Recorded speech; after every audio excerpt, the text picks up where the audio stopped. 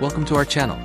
Today we re-diving into one of the most mysterious and mind-blowing topics in space.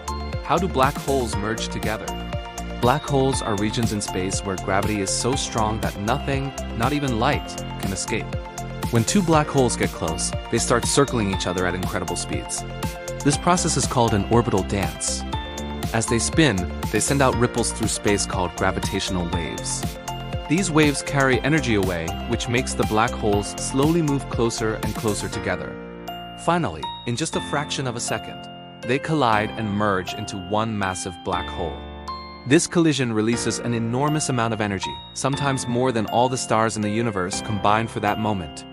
Scientists detect these waves using special observatories like LIGO and Virgo, helping us understand the hidden secrets of the universe.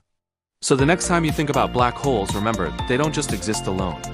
Sometimes they merge together in the most powerful cosmic events we can imagine.